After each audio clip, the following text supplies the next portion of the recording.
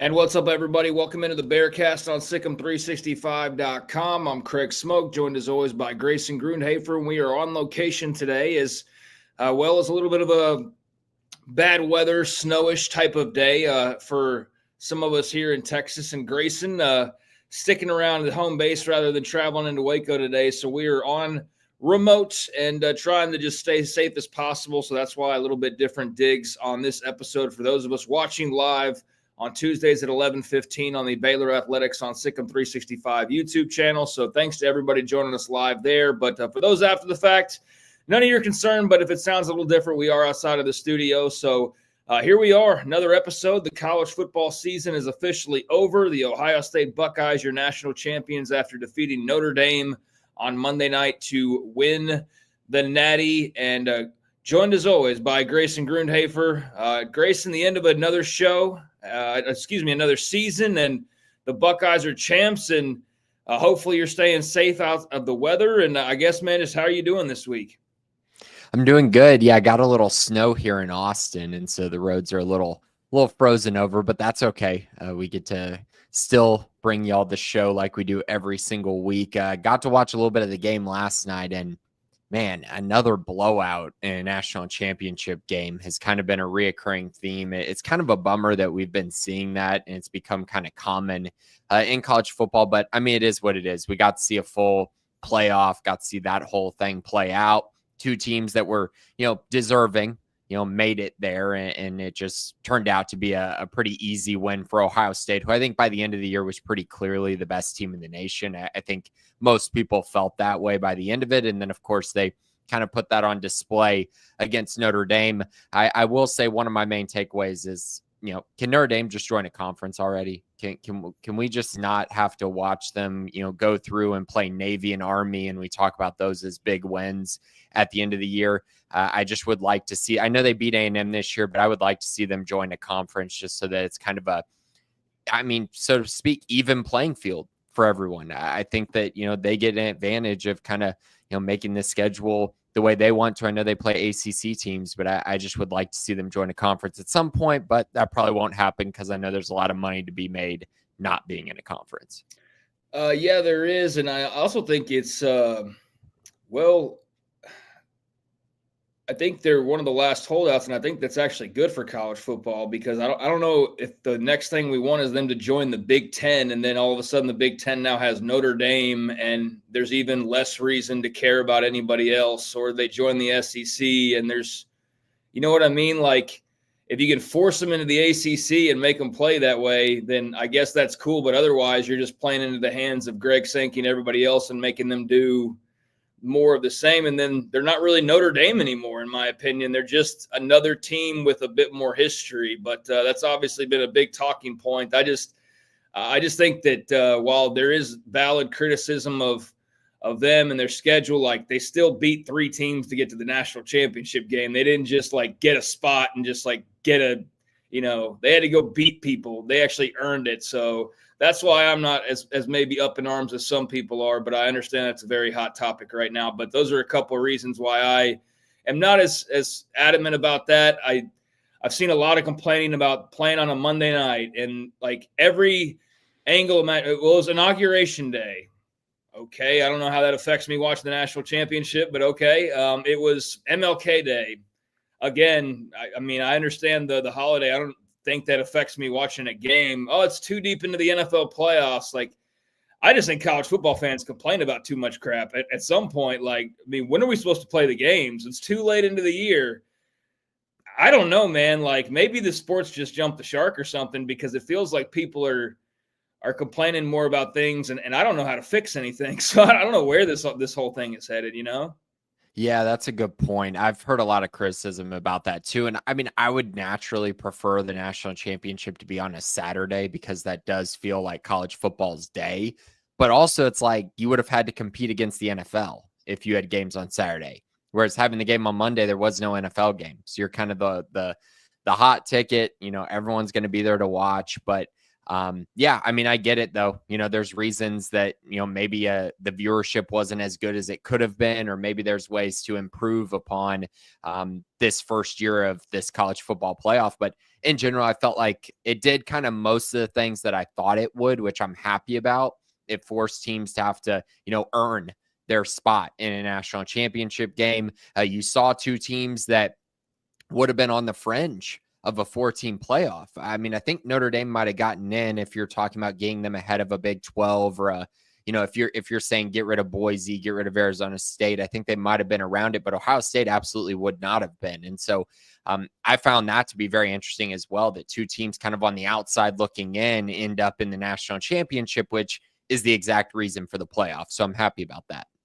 Yeah, I mean, there's like I said, there's a lot of complaining, I feel like, with college football nowadays, and not that we're immune from it at all. Like, there's definitely things that need to improve, and like I think we can all agree with NIL is just ridiculous. Like, just the constant maneuvering around and lawyering and like just kind of skeeziness attached to it all. Like, we can all agree that's a big deal, but I feel like there's some people, it's just like every element we've got to pick apart and like complain about. And it's like, God, what do y'all want? Like, what we got Ohio State, Notre Dame. Okay, that's not good enough. Like, what day, what matchup, and what time of year do you guys want this to be played? Like, college football, I guess for some fans needs to figure that out. But yeah, it did feel like a national championship game that just kind of came and went. I think that had less to do with the inauguration and less to do with the NFL playoffs, because I still don't know why the NFL playoffs matters in last night's game, really. But I don't know. Maybe the season is too long. Maybe that's a valid concern that it needs to be wrapped up by now. Or maybe it's just that both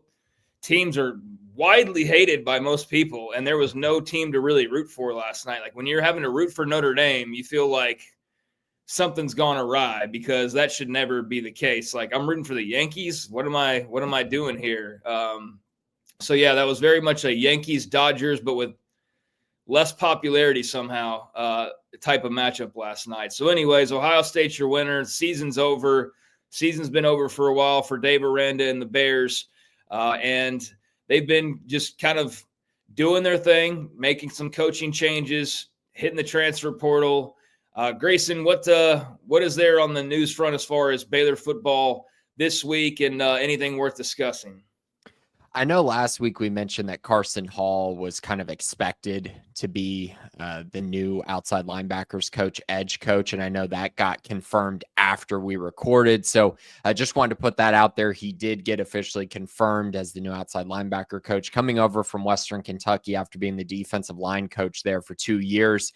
Previous to that, he was at Georgia, coached 4 first-round NFL draft picks as the assistant defensive line coach, and now he is at Baylor going to coach the edge position, which is a position that has a lot of turnover after losing Garmin Randolph and Steve Linton this past year. So that's kind of a fascinating thing that I've been looking at. Baylor has a junior day coming up this weekend on the 26th.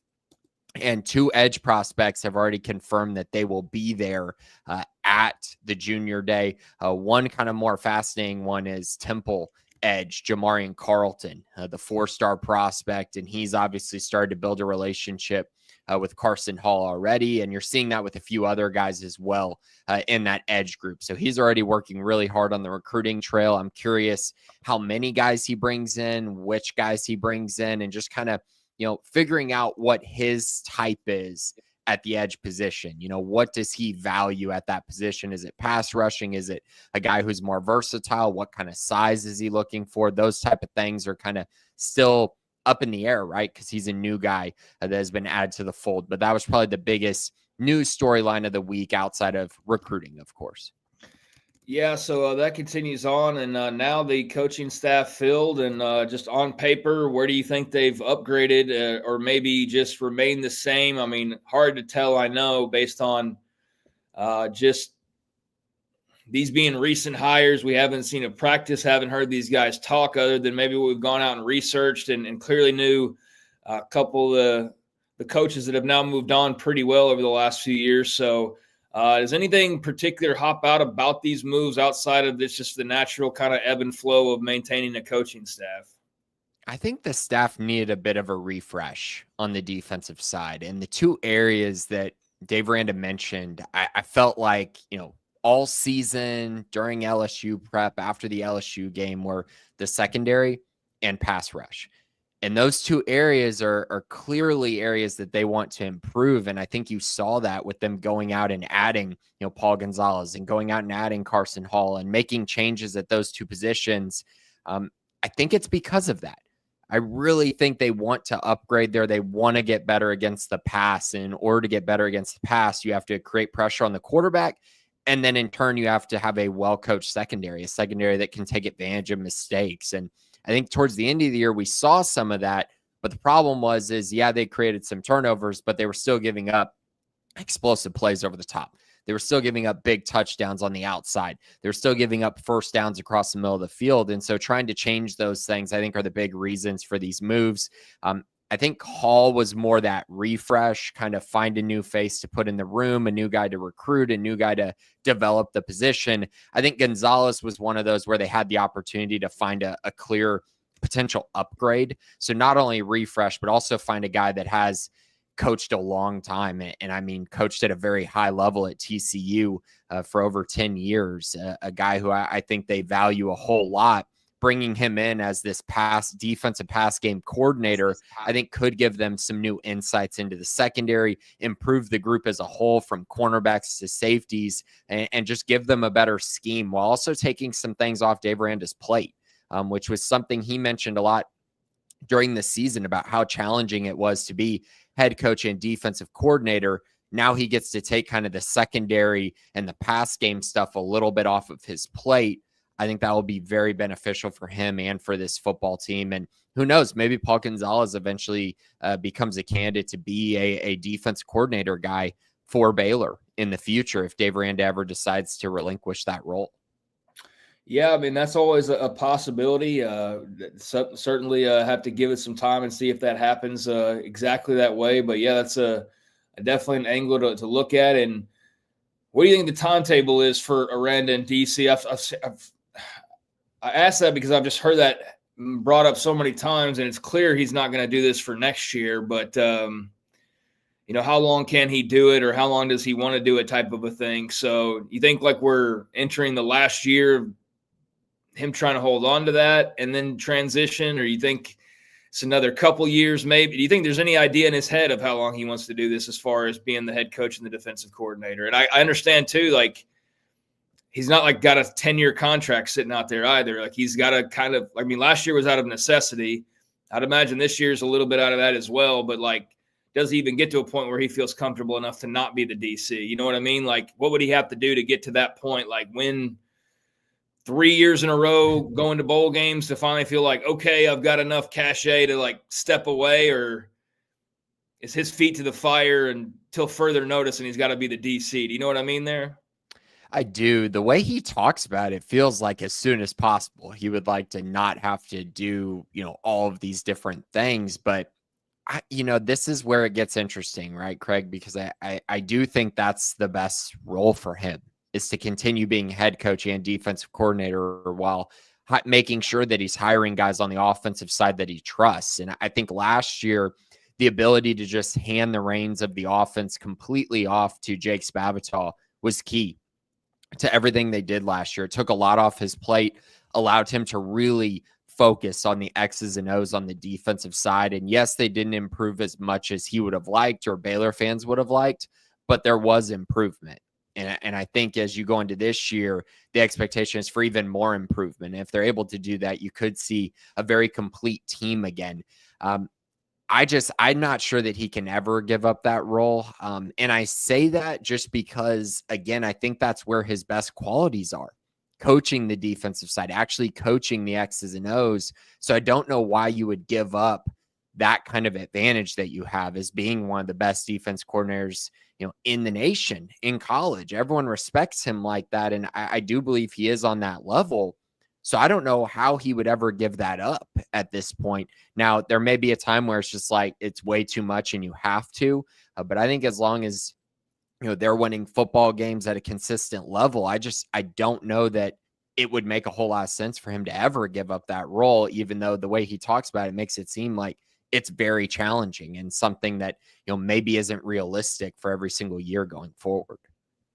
All right. Meanwhile, on the football front, I guess the big news going on right now, outside of confirming their latest hire, is really just early enrollees, guys arriving to campus. And I mean, correct me if I'm wrong on any of these. I'm just going by the list that had been out there. But Kamarian Morgan, Caleb Burns, Michael Turner, Caden Knighton, Taz Caleb Williams. Burns is not.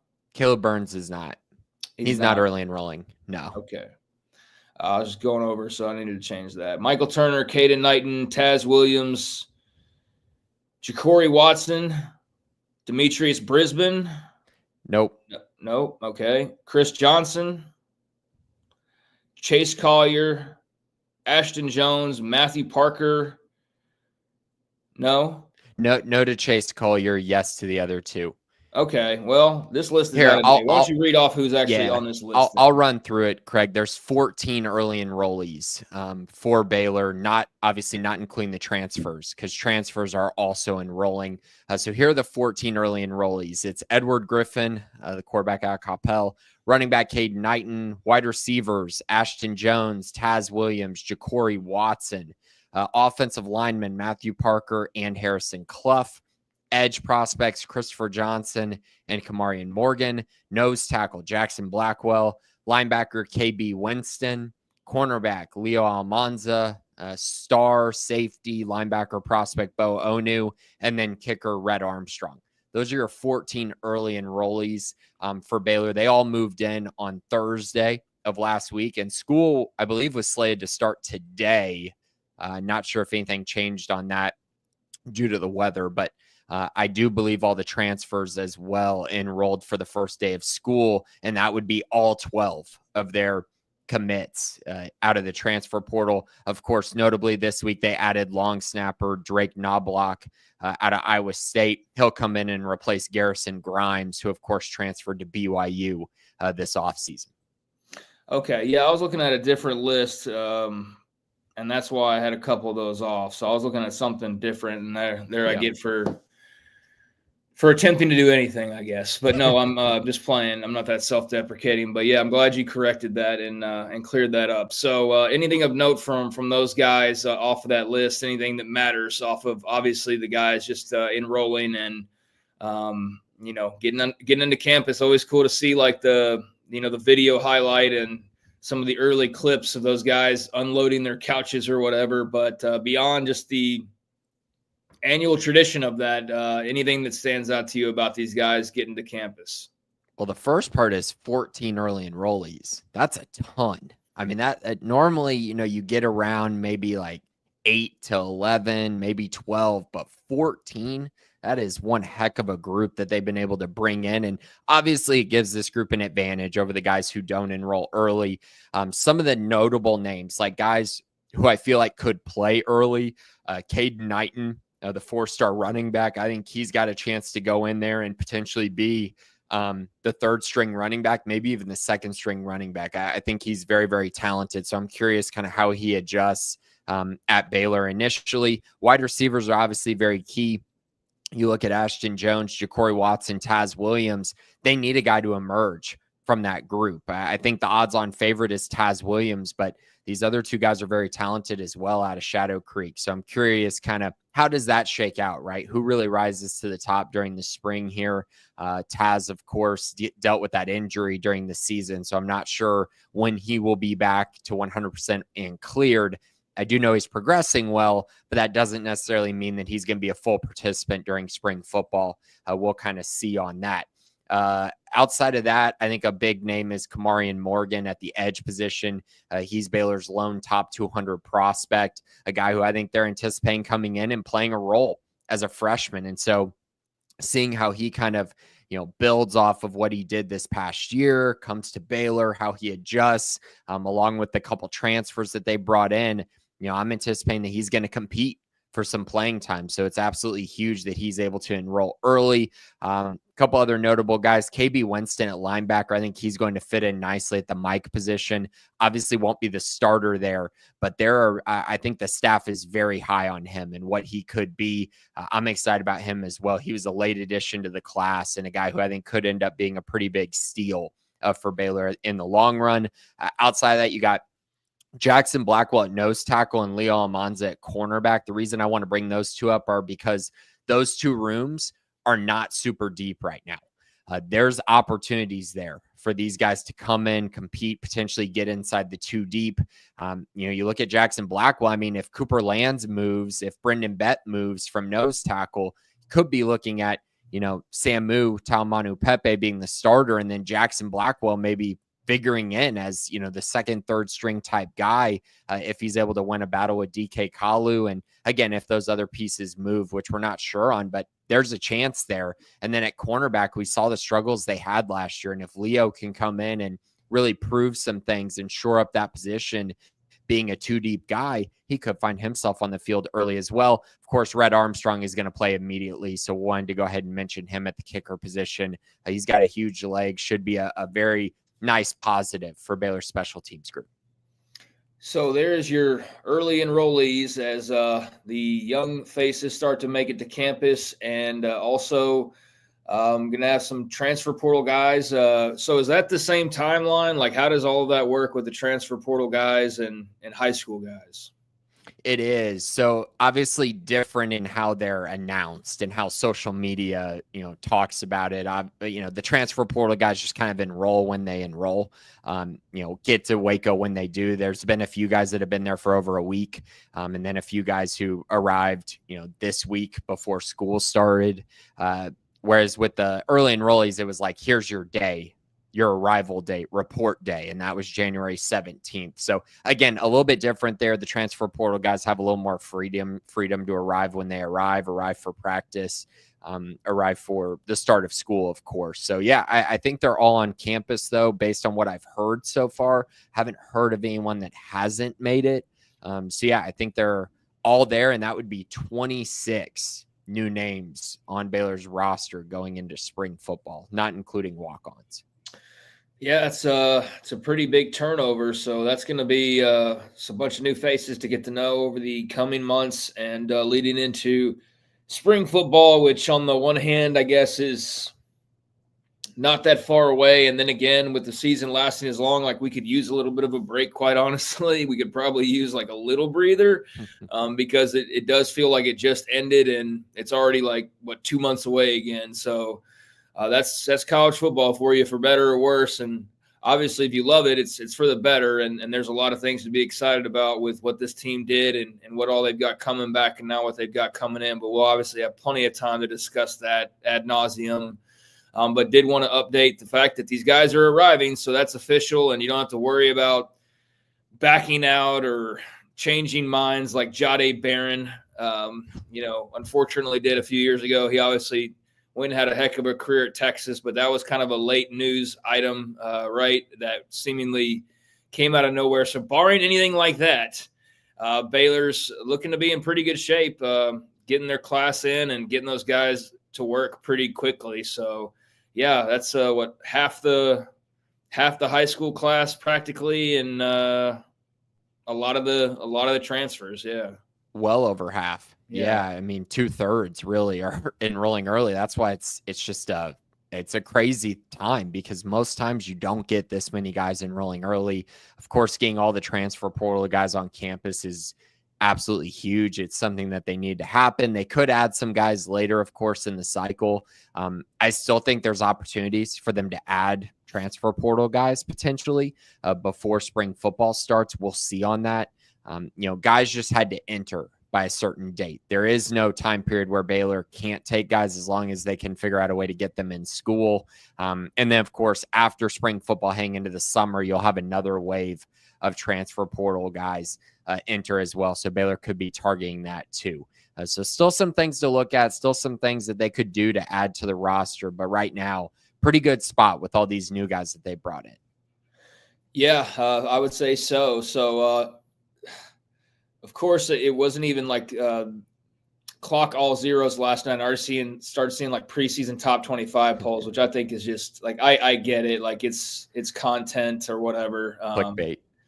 But like, it's just kind of stupid too. Like, honestly, because it's just like, we know how many things are going to change between now and then. And it's like, it's honestly like, dude, the season just ended. Like, I mean, come on, what are we doing here? But yeah, I did see, and here's the thing is like, it's all predictable what it's going to be. Like, it's all the same teams. And then it's like, who's hot ending the season. So Arizona State and BYU and Texas Tech are like the trendy picks already for the Big 12 next year. You can already tell, like, getting top 25 love. Clearly people have been reading the Tech headlines from their recruiting transfer portal class and feeling like that's just like going to unlock everything, I guess. Or maybe it's year 4 and that class plus what they have is going to unlock them. We know Arizona State and BYU had solid years. I wasn't as big of a believer in like leading the BYU Army as I guess some, felt like they were just a lot better than I did. Honestly, like I just, if you want to have an argument about whether they deserved a spot in the playoff, like, yeah, we can have that talk, and you can definitely make an angle to where they should have had more respect when it came to getting into the playoff, and in some ways should have gotten in. I never really bought that they were like a great team, though. I don't know about you. Like, I never connected them with being like playoff level as a team, but like their resume and all of that, you could make the case for them, right? So point being with that is like, I don't know how much I feel like that just carries over to next year. With Arizona State, I'm a little bit more confident in them that it will, just because I think Dillingham's a really good coach, and I was pretty high on him like from the shoot. Didn't think they'd be that good that quickly, but I liked him. So yeah, I'm just saying, like, those off the top of my head are kind of the trendy picks heading into next year. And I'm kind of picking them apart as we go because the season just ended last night. So again, it's kind of ridiculous, but it does seem like it's going to be an off season. My point here, where Baylor's maybe getting a little bit more love. Not that it matters, because what matters is what happens next season. But I think we're kind of into a similar situation where they're just going to sort of be hovering there and maybe get a little bit more respect. But I feel like the attention isn't going to be shifting their way much. It's going to be more so on the hype machine out west. And then the teams who almost won it this year, which is just kind of the lazy thing of like, oh, well, they were good last year. Well, they'll be good again this year. What say you?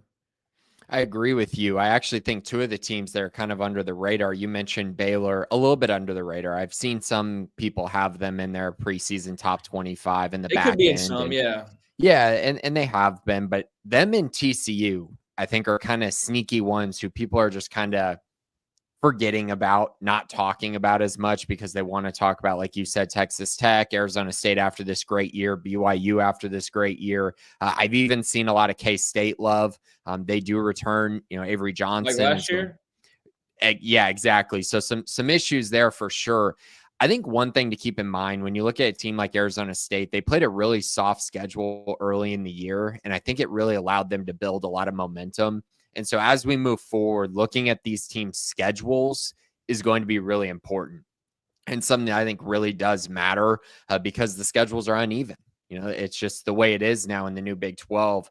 So waiting on that kind of would be appropriate in my eyes, instead of just saying, okay, this team's inside the top 25, because I do think there's such an advantage when your schedule is a certain way. As far as BYU goes, I wasn't a huge believer, but they did go out and just absolutely smash Colorado in the bowl game. I mean, and Colorado had their guys. They showed up and played in that game and didn't really play, and BYU really crushed them in a lot of regards, which I was surprised by. They impressed me there, but I agree with you.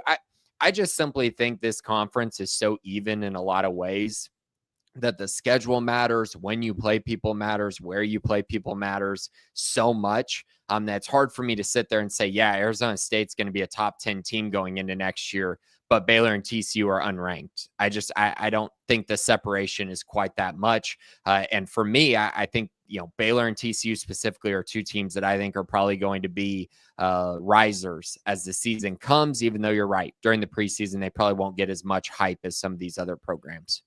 Yeah, and just worth mentioning the kind of, for posterity's sake, of where we're starting off as far as this conversation goes. So, like, as we hit certain milestones along the way, get in the middle of the summertime and the preseason and all of that, we kind of reflect back on where this started. So it started with a lot of Arizona State, BYU, TCU or Texas Tech type of love, less than 24 hours from the national championship game. That's our starting point. And then, a little bit of love depending on where you look for a Baylor or a TCU, and Iowa maybe State one or two. too.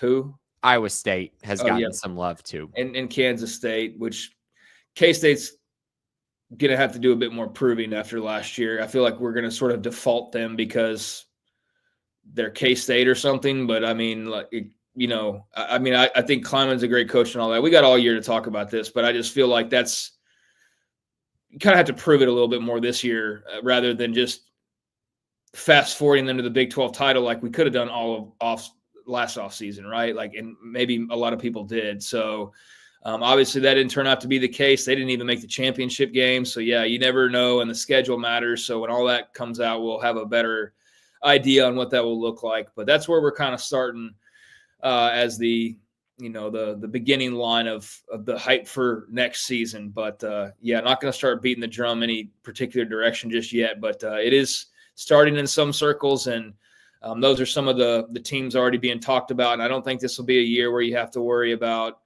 teams not starting with any attention like Arizona State last year, where I think everybody's kind of going to be known now, and you don't have to worry about too little too late in terms of building up the hype for somebody. Like there won't be any big surprises, I don't think, like the Sun Devils were, or even BYU was this past year. Now you'll kind of be on alert for those guys. So there you go with football. Yeah, I think so as well, Craig, with what you were saying there. I do want to mention it's also really hard to project these teams if you don't know who their transfer portal guys really are. Yeah. It's just like That's why it's dumb to have one, but I get why you have one. Yeah. Right. Like you got to see these guys play and see what kind of impact these guys are going to make before you're able to really say, oh, yeah, this is how good a team is. I mean, you can go through and look, oh, man, that guy's going to be really good at Arizona State or whatnot because he was good at his other stop. But that doesn't always translate. And so I think that's an important piece of the puzzle, that these programs and these teams change so much every single year. And if you miss on your transfer portal guys, you're probably going to have a pretty rough season. Yep, most likely. So there's still a lot of questions and a long, long time to go before we get to that point of really it mattering what the hype is and all of that. But like I said, just starting off with just putting the markers in place about how this game will start to begin for, ramping up towards another season here in the distant future. But for now, Ohio State enjoying their national championship and everything that comes with that over the immediate future as the college football season winds down. So I think that kind of winds down our football discussion, right? The new coaching, new players, new, all starting back up again. And in the meantime, we'll kind of sit back and just feed y'all what we hear or what's of importance. And obviously recruiting will never really stop, but beyond that, it's going to go dark in a lot of ways for, the actual outward kind of Baylor football stuff. So a lot of recruiting really just starting to take over now at this point, and for the next couple of months. So that means it's basketball season. It's officially fully basketball season now. And I don't know if that's a good thing for Baylor basketball fans out there. I think it just kind of depends on where you look at the moment. And on the men's side of things, it's not looking great. It's really not. 2 losses in a row now, and a recent one here against TCU that was flat out embarrassing, and just a really bad loss, 74-71. They give it up there at the end at home in front of a good crowd, a crowd that was there ready to rock. And we know how fleeting that can be in this area. So when you get one, it's like, hope you take advantage of the hot atmosphere. And lo and behold, they don't. And they fall to TCU at home, this fresh off the heels of a loss earlier in the week to Arizona on the road, which was an 81-70 final. So going and losing to Arizona on the road, I don't think comes as much of a surprise. That's a good team. Turning around and just letting one get away from you at home against TCU to make it an 0-2 week, man, that's just that was not a good look. And that's 2 straight losses in Big 12 play. They've got Kansas State at home coming up on Wednesday night, tomorrow night. So Jerome Tang back on campus, and they've got their own issues at K-State right now. He's under a lot of pressure, I think you would say, and there's some criticism and there's some, sort of wringing of the hands going on. I feel like when I've looked at some Kansas State conversations about basketball. So 2 old friends meeting up, and both teams needing a win tomorrow night between Baylor and Kansas State. It'll be an 8 o'clock tip-off on ESPNU. And then later on this week on Saturday, they will travel to Utah to take on the Utes. And they will stick around, I'd imagine, because then Tuesday they've got BYU in Provo. So I don't know what their travel plans are as far as that Saturday, Tuesday, Utah swing. But I know we can talk about BYU next week, just pointing out that will come on the heels of the Saturday trip to Utah. So, yeah, Arizona and TCU take you down, and now it's on to K-State and Utah. So what do you make of where we are with a team that just seems sort of like it's just really not blending or as well put together as you would have hoped for heading into the season? The one thing you could point to about Baylor during the early part of the season was just the fact that they hadn't lost to teams that weren't good this year. They pretty much had only lost to good teams. And now the conversation is they got blown out multiple times by really good teams. And so you're kind of left sitting there going, okay, is this team just not an elite team? They're going to lose to the elite teams. They're not put together well. They're not built for, to make a deep run in the NCAA tournament. Or is this a team that's really going to have to fight and scratch and claw in the Big 12 in order to make the NCAA tournament and in order to actually get a decent seed in the tournament? And this was the kind of game that really, I think, answers that question a little bit. And there were concerns. I think everyone had concerns about Baylor. If you didn't, I don't know what team you were watching. Everyone had concerns, I would say, going into this stretch of the season because they really hadn't turned the corner at all. Then they show up against Arizona and just get absolutely crushed in the first half. Like, didn't show up at all. Game was over at halftime. I don't care that they made it look competitive on the scoreboard. That game was not close. It was a horrible performance. And then you turn around and you come back home. You need to answer, right? You need to show that you are this team that can bounce back from this type of game. And you let TCU come in there and beat you. A TCU team that is 157th, according to Ken Palm, offensively. They score 74 points on your home court. They're now number 75 in total overall, according to Ken Palm, and that's after the win against Baylor. TCU's bad. It's a bad team. And the real problem with this loss is it provides a blueprint to Baylor losing a lot more times. Because you look at the rest of their schedule, yeah, they might face a few teams that are worse than TCU, but you also have to take into account home versus road type atmospheres. And so if you go play, certain teams on the road, like a Utah on the road, for instance, Utah is one spot ahead of TCU, according to Kim Palm. Baylor beat them by, 30 something points. It felt like the first time, but now, does that change this time when you go on the road? Are you able to go out there and actually get a win? Because Baylor's been terrible on the road so far this year. I think we're just seeing cracks in the armor, which we've seen all year, but now they're really starting to show themselves. Getting out rebounded by 16 rebounds against TCU is pretty inexcusable. And I just think in general, we saw a team that was kind of mentally weak in this game. And that's a real big problem. As you move forward in Big 12 play, you're going to have to grind out wins. You're going to have to be the more physical team. You're going to have to be the more mentally tough team. And they were not in this game. So we'll see if they're able to turn that around. They have a really good stretch here. And by good stretch, I mean an opportunity to win games. Kansas State's not good. Utah's not good. BYU's pretty mediocre. They're barely a top 50 team, according to Ken Palm. You have a real chance to get right over these next 3 games. But if you lose any of these next 3 games, or if you lose 2 out of the 3 games coming up, you're going to have some real issues. And it's really unfortunate. This team just was not put together in a great way. They seem to just not be gelling. That term joy that Scott Drew talks about, I really haven't seen a ton of that this year. And it's just one of those things where now you got to look at it and go, okay, how does this change how you construct a roster going forward. Is this going to create some sort of wholesale change in their approach? We'll see on that. But for this year, this does seem to be a team that is very much struggling, a team that has some very clear weaknesses that can be exploited, and they still don't have a full team because Langston Love continues to be out, and I don't know when he's going to come back. So yeah, some real issues here, and it's been really troubling. It all culminated with that loss to TCU on Sunday.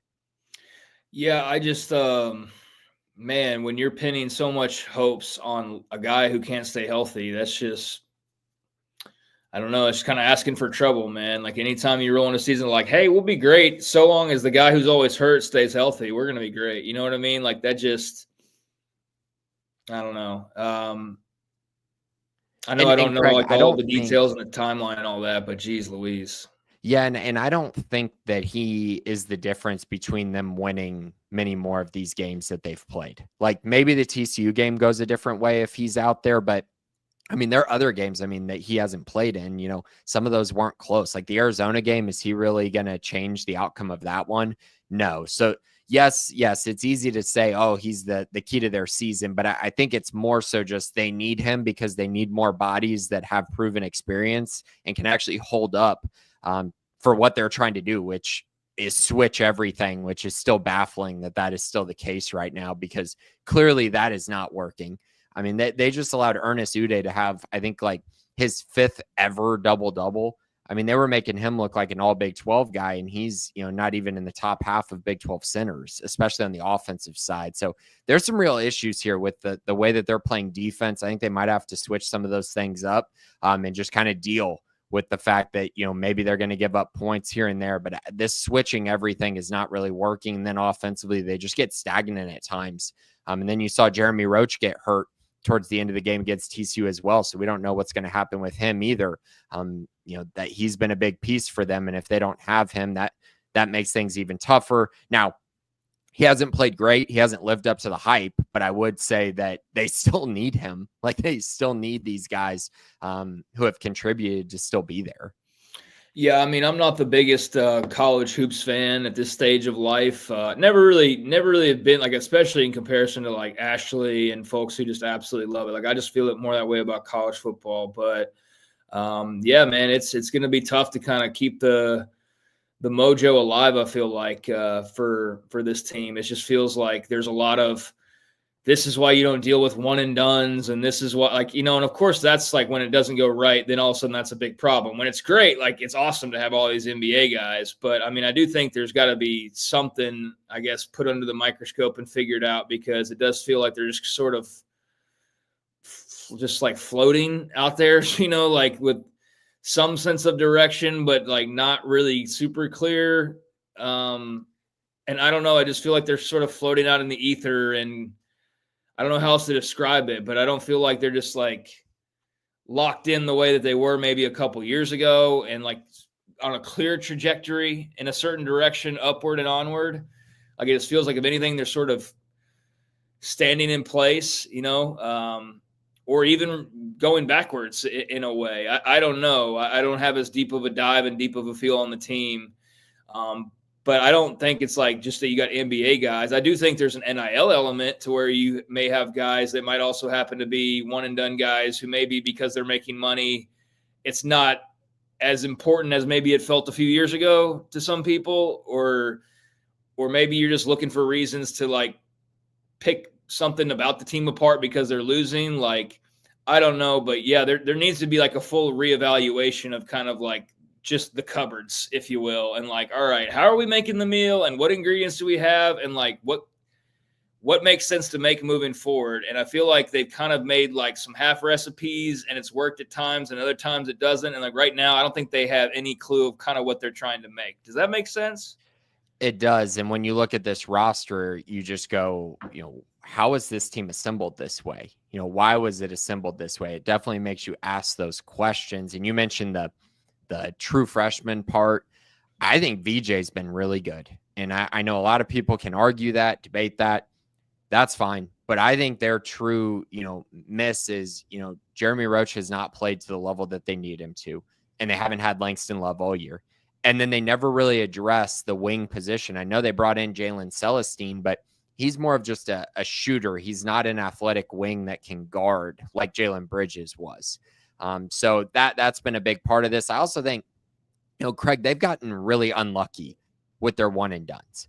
Like, they were not expecting Yves Missi to be a first round pick immediately after reclassifying and enrolling early. They thought they were going to have him for 2 years. He would help this team a ton by having him. I mean, look at what he's doing in the NBA right now.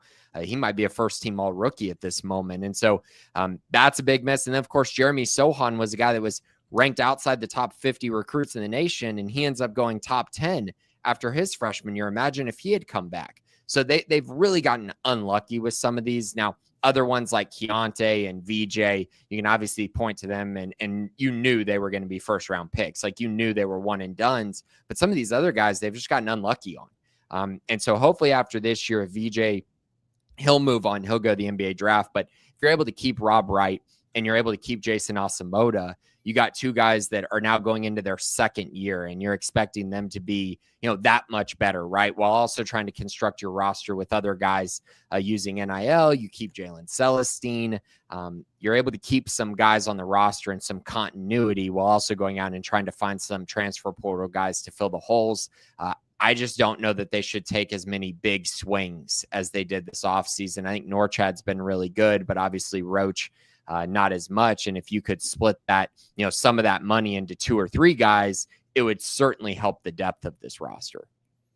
So Baylor basketball looking to get back to their winning ways after what was a very tough week. So we'll see how they fare coming up against Kansas State. And at home, that seems like it's a game that you better go out and win. That's going to be a really bad look if you don't. And K-State, obviously, dealing with some of their own issues right now. That Jerome Tang tenure started off red hot, boy. Like that thing started off like a freaking rocket ship, and they are in a bad way right now. They've lost 5 straight games, all in Big 12 play, and they have lost 8 of their last 9 games. So they are in a bad way right now out there in Manhattan, Kansas. And to be fair, their last 3 games have come against top 25, if not like top 15 team, or 2 of their last 3. Tech's a borderline kind of team there. But yeah, they started off, I guess their last win came nearly a month ago now against Cincinnati. And then since the new year started, since January 4th, they have lost all 5 of their games. At TCU, lost by 1, lost by 13 in Stillwater, lost by 30 against Houston at home, lost by 4 to Texas Tech at home, and then just got beat by 10 this past Saturday in Lawrence against the top 10 Jayhawks. So talk about a game with 2 teams who desperately need to win this game. It'd be Baylor and Kansas State coming up. So that's a big one for both squads, and that's coming up here on Wednesday from Manhattan, Kansas. Yeah, it's a huge one for both programs. K-State is barely a top 100 team, according to Ken Palm right now. They're 96th in the nation, so if Baylor beats them, they'll probably drop outside the top 100. Not a good team, and I'd classify it as a must-win for Baylor. You can't lose another home game to one of the worst teams in the Big 12. You absolutely can't allow that to happen. They got to find a way to get that job done, and we'll see if they can make some improvements and really bounce back from what was a very dreadful performance, probably the worst performance of the year against TCU. Meanwhile, Baylor women played yesterday the Coretta Scott King Classic on MLK Day, and they played number 1 UCLA, so it wasn't a game that was in their favor on paper, and sure enough, they fall 72-57 to the Bruins, the number 1 ranked Bruins. So I don't think that comes as much of a surprise. You played the number 1 team in the country, and it was a good platform, however, for you. But that comes on the heels of 5 straight wins in Big 12 play. And prior to that UCLA loss, they had beaten Houston, and then going back to this time a week ago, had beaten number 23 Utah 70-61. So 2 wins last week before yesterday's loss to UCLA snaps that 5-game skid. But and they're competing, and just the one loss so far in Big 12 play to Oklahoma State earlier this month. But beyond that, sitting in pretty good shape right now. Obviously, there's a couple of teams there at the top of the Big 12 standings that are kind of running out front right now, but they're in a good spot as we start to dip into this final month of January, or get close to this final month of January. And they were only down by 8 at halftime. They competed in that first half and tried to compete in the second half. Their problem was they just didn't have an answer for UCLA's big Lauren Betts. She was way too much for them on the day. She almost had a triple-double, 24 points, 9 rebounds, and then she had 9 blocks, which was a huge problem. Baylor just couldn't get anything off in the paint, and it led to the Baylor women's team. They shot 27.5% from the floor. That is pretty baffling that they were able to keep this game even somewhat competitive. I mean, when you're shooting that low of a percentage, that is, again, pretty remarkable that you kept it within 15 points. They have another great challenge this week against another top 10 team in TCU. So a chance to maybe turn around, learn from this UCLA game and gain some momentum and maybe get some, payback for what happened to the men's team. But I'm impressed that the Baylor women's team, I know this score is not good, but it easily could have been a lot worse than 15 points. I think you translate that to Big 12 play. I think many of the teams in the Big 12 would lose to UCLA by double digits. So I still think this Baylor women's basketball team has a lot to prove and a lot to play for still in Big 12 play. And this one against TCU is a pretty big one, I think, for them. Yeah, wasn't a bad week, all things considered, and I don't think you were expecting to beat UCLA. I mean, I'm sure in the locker room they felt that way or whatever, but I don't think anybody's blinking twice about the fact they dropped that game, and they're still sitting there in pretty good shape, and we'll see, where they take you. But right now, definitely in much better shape than the men's team. I don't think there's any debate about that in terms of the, just the feel around them and the ability to go out and win a championship possibly. Like, there's no natties coming to Waco this year, like on either side, but there's, Big 12 possibilities still out there, and who knows with the tournament and all that coming up. But yeah, I think you feel pretty good about the recent events for the women compared to the men, for sure. So there's basketball, big week for both of them as that continues to roll on. And, the women flirting with being like right there at the back end of the top 25. We'll see how that lasts, through this week, like right there at 25. So that was a interesting 1 versus 25, literally the top and bottom of the polls yesterday between the Bears and the Bruins, and a couple of Bear-related mascots. I mean, look at this. What a small world this is. But, we'll see if they hang around there. The men obviously are like – they got the benefit of the doubt almost, and it's like now people are going to be like, no, y'all are going to have to earn your way back to the rankings again. I feel like is sort of where they are now at this point. So we'll see if they're able to do that. But there's some news for you and just some of the current events. So anything before we get into this mailbag here, Grayson? Just right now, both teams are looking like kind of right around that 6 seed line, maybe even 7 seed.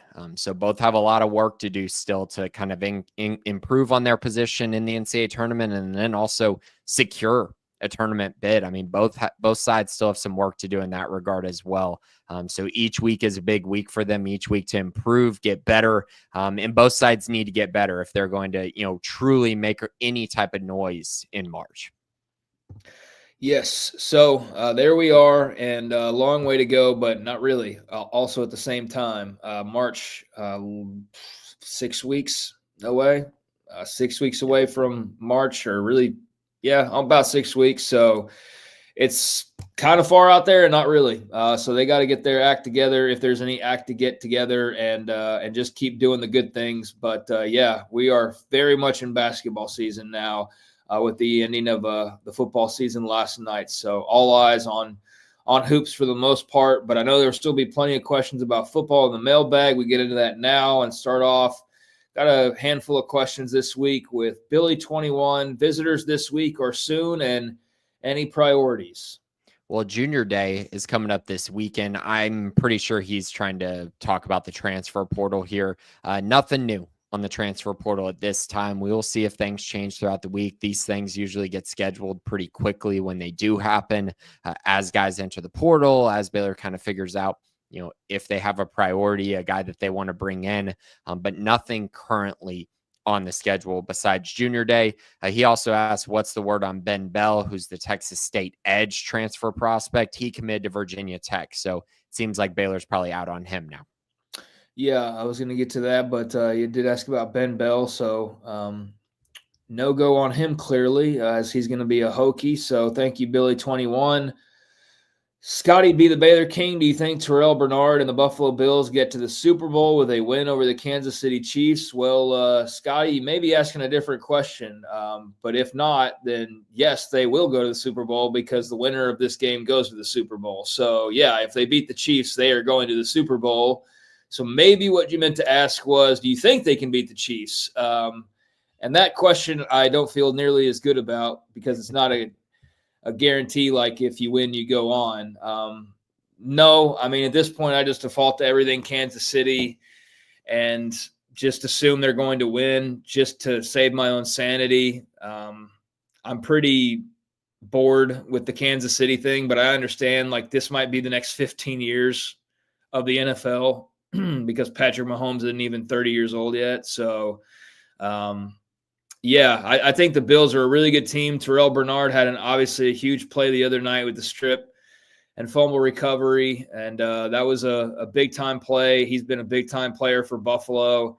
There's some history here between these two teams. I'm glad that Terrell's in this situation, and I would love to see Buffalo win, but I'm not going to bet against Kansas City so long as 15's playing quarterback for them, even though he's not even the real main reason half the time they're even who they are. That defense more than anything is, but still, I mean, he's obviously a huge part. So we'll see, but I would love to see Terrell and the Bills pull the upset this weekend. So I've told myself this since the playoffs started. I was going to, in my head, I think whoever was going to win the Ravens versus Bills game was going to make the Super Bowl. And that's a pretty lofty prediction because normally it's like, why would you pick against the Chiefs? They continue to win football games. Their defense is amazing once again. I mean, we saw them last year. Their defense just carried them, and it's just as good, if not better, this year. I just think when you see a Chiefs team that has won as many close games as they have all year and just barely gotten by so many times, it's hard for me to expect that nothing will ever go wrong to that formula. And so for me, and I know everything has gone right up to this point, but I have this hunch that I think Josh Allen is going to go in there and they're going to beat the Chiefs. And it's going to be a heck of a game. Don't get me wrong. It's not like Buffalo is going to blow them out or anything like that, but I just have this feeling, and Josh Allen has really struggled against the Chiefs. I think he's 0-4 in the playoffs, something like that against the Chiefs. During his time in Buffalo. I think this is his time, though. I think they find a way to get this win and beat the Chiefs in what should be an awesome AFC Championship game. Well, there is some flavor there because of Terrell Bernard. So, again, would love to see him have more success, and he's turned into a heck of a player for Buffalo. But, yeah, if I'm spending my own money, if I was in that situation, I am not betting against the Chiefs. But Buffalo's been winning this game for a while, so we'll see what happens. How many minutes per game do you think Jason Asamoah needs to get going forward for men's basketball? It's a good question. I do think he needs to be on the court more. And as long as Langston Love is out, I mean, he's going to need to play quite a bit. His offensive game is just very raw right now. So you're really just trying to get him out there for his athleticism and defense. Maybe 15 minutes a game, I think sounds appropriate. Maybe a little more than that if they continue to suffer more injuries, like if Roach is out, if Love continues to be out. If both those guys are out, then it probably jumps to more like 20, 25 minutes because they need some depth. All right. Thank you, Scotty B. Useless Kim degree with the lessons we have learned from the early years of NIL and the transfer portal. How would you approach roster creation and recruiting for men's basketball? Is it still possible to build for a 2 to 3 year window, or do you see this as a win now situation? Again, I think it depends on luck in some instances. Like if you look at the two teams that I mentioned earlier, if Jeremy Sohan was back on that 2023 team, that team is totally different than they were. If Yves Misi is on this team is totally different than what they are now. That comes down to luck, right? Are you getting these freshmen to stay multiple years? Or are you getting unlucky that they become first round picks because you develop them so much? I think that's the hard part. But to me, I think the secret sauce is you have a few guys that return, a few guys that are good, that are really good college players that return. So a Rob Wright, a Jason Asamoah returning, something along those lines. I still think you can bring in a superstar freshman. We see it all the time. Steph Castle last year fit in just fine with what UConn did with all of their, pieces that they had. They somehow had Klingon come back for another year. They just, everything fell into place for them, right? And so Baylor would kind of have to have that happen. I do think I would take some shots on guys who have multiple years from the transfer portal. So if you could have gotten Norchad a year earlier, I think that would have been maybe an even better route to go. I think those will pop up more often. But getting guys that you feel like are really good, but that you get for more than 1 year is kind of how I would approach it through the transfer portal. And I would also, honestly, maybe not spend a ton on one guy and maybe split that between two guys, because this Baylor team, for instance, is missing a wing. They need a wing, a long, athletic, able to guard wing, and they don't have it. And so if you're able to split some pieces up and get a guy like that, I think it contributes to building the overall core of the roster and the depth of the roster. So yes, I do think you can build for 2 to 3 year windows. You are going to have to supplement that some for 1 year window type ads. But I think in general, that's kind of how you're going to have to build it. And then you're going to have some luck with the guys that stay and the guys that you develop. Jeff Kroll, with the incoming transfers and early enrollments on the defensive side, what is the floor and ceiling in terms of total defensive ranking? Thinking we could end up in the top 40 in total defense. I mean, I think that it's possible that they end up in the top 40. If they do, that's going to be one heck of a football team. Like if they end up top 40 and Sora Robertson continues to build off what he did this past year, then you're probably looking at the Big 12 championship team. I think top 40 is probably the ceiling, though. I don't know that they can become a top, 25 type defense in 1 year. So I would say top 40 sounds about right. Maybe top 35, you could convince me, is kind of where I'm thinking there. As far as the floor goes, I'd probably say the floor is around top 60-ish. I think with the guys that they added, I think they added enough to improve from last year. Now it's just a matter of can all the pieces fit and can Aranda put them in the right spot. So I'd say around 60 is the floor that I would have. And then let's say 35 for the ceiling. Thank you, Jeff. Bobby B., I like where we're trending in the offseason with all the hype surrounding Tech and the massive influx of players they've acquired from the portal. I see our additions as much more selective and well thought out. Are there any position groups in which we're still severely lacking depth?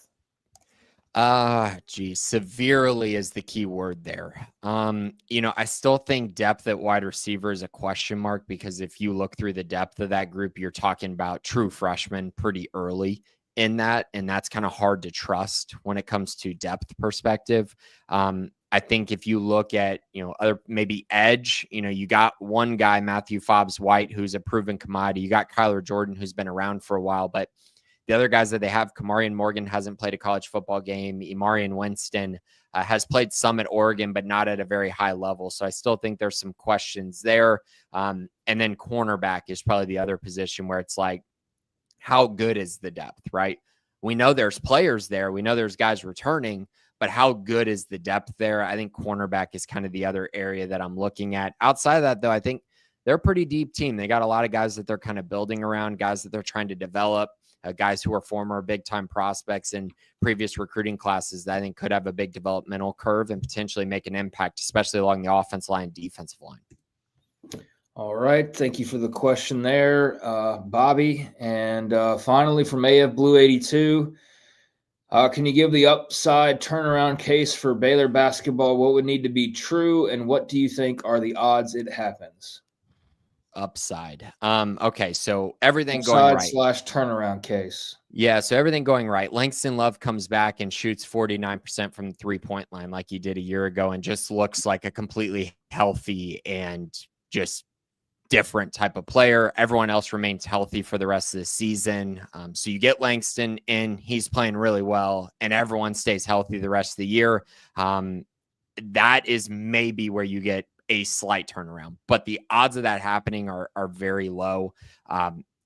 How can you expect that to happen, right? For Langston to come back, be fully 100% and play at this really, really high level, I don't know that I can expect that to happen. So I would say less than 20% for them to do that. But I think that's what would need to happen, because I don't see this team being a great defensive team, but he definitely helps them take a step in the right direction. And if he's playing like he did a year ago when he was healthy, I think this team offensively becomes a surefire top 10 offense, which is obviously you put those two together and you have a pretty good team that can actually maybe win in March. But again, odds are very low. Yeah, it's going to take some moving of mountains, it feels like, almost, because there's definitely an uphill battle for this squad based on what we've seen up to this point. But we'll see. There's still a good bit of ways of the season left to go here for both the men and the women, but women certainly in a better overall, I think, mood in terms of the feelings surrounding their team and just kind of the path forward than the men right now, where these couple losses in a row have kind of felt like daggers, and sort of popping if the balloon of, optimism hadn't popped already via realization of what this team actually is. And I think it has now after last week, but doesn't mean the season's tanked by any stretch. They just got to hope to get it together. Right now they're still a tournament team, but we'll see. I think that's going to be kind of touch and go the rest of the way. So that'll be something that we monitor, obviously, and discuss moving forward.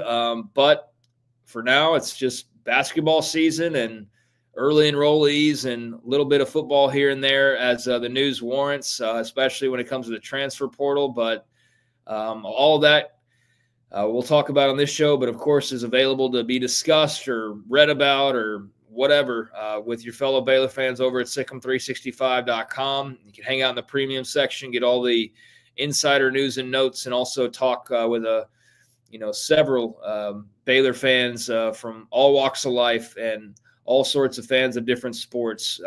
So yeah, sikkim365.com, your one-stop shop for all things Baylor athletics. But Grayson, besides that, anything before we head on out of here?